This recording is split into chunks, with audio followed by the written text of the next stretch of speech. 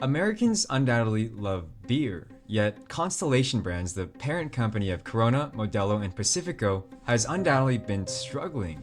In May of 2025, Constellation Brands reported a decline in year-over-year revenue and a 41.15% decline in net income.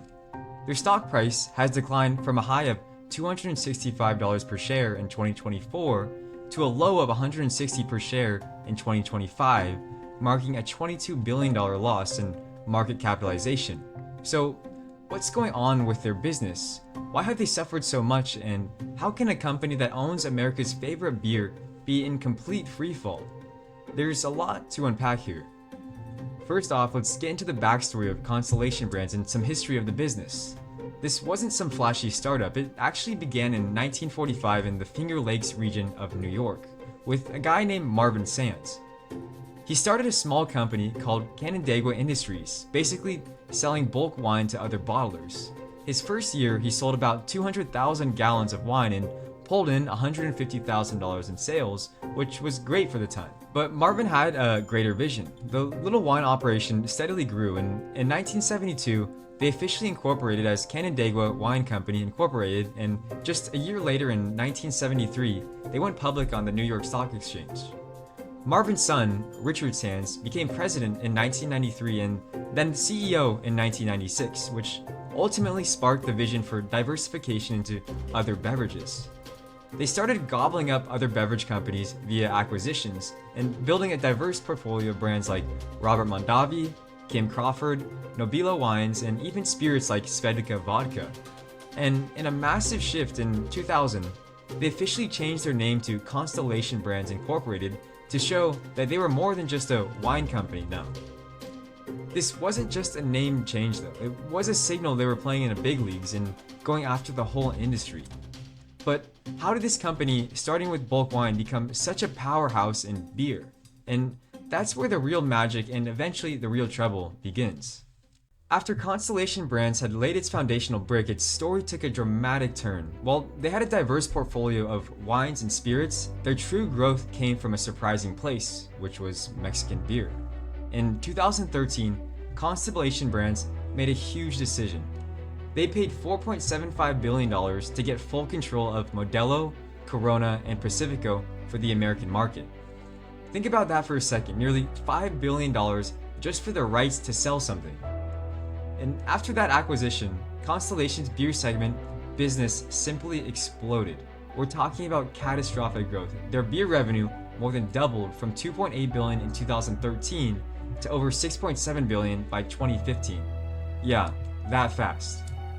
They poured money into pretty smart marketing and pushed these Mexican beers as premium, must-have brands, and it worked like crazy. By 2014, Modelo Especial was projected to jump to the number 2 imported beer spot, and it just kept climbing. Then came something even bigger. Modelo Especial was on an absolute tear and growing double digits year after year, and then in May of 2023 it actually did it. Modelo Especial officially passed Bud Light as the best-selling beer in America by retail dollar sales.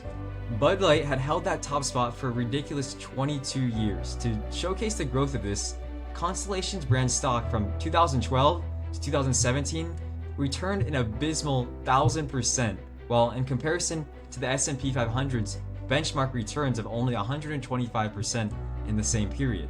Constellation's brand wasn't just lucky, they had something very different to other beer giants. It wasn't just the taste, it was a deeper understanding of where the market was headed.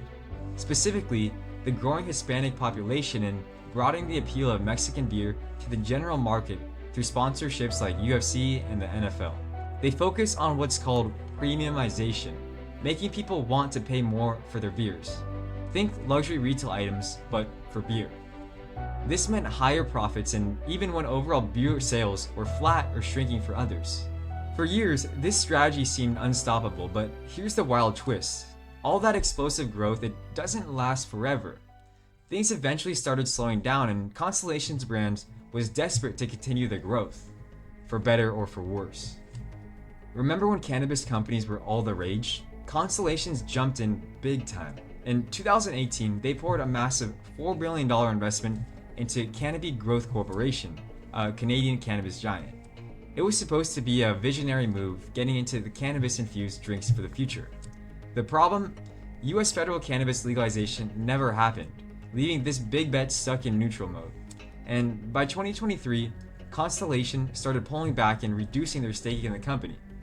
Just looking at Canopy Growth stock being down 99% all time shows us this investment was a complete $4 billion failure. And then some more headaches that came along right at home impacting their core beer business. Constellation needed more capacity to keep up with Modelo's booming demand in the American markets. They wanted to build a huge new brewery in Mexicali, Mexico, a project estimated at a cost of over $1 billion. But it hit a snag. A massive water rights dispute escalated into public protests, turning into a full-blown environmental and political battle. The project, after significant construction and investment, was ultimately abandoned. Instead of a new brewery making more Modelo, they were left with a costly half-built ruin. This failure led to Constellation taking a massive $650 million impairment charge on the Mexicali brewery. They had to pivot, committing another $1.3 billion to build a new brewery in Veracruz, Mexico, which is only now expected to start operations towards the end of 2025.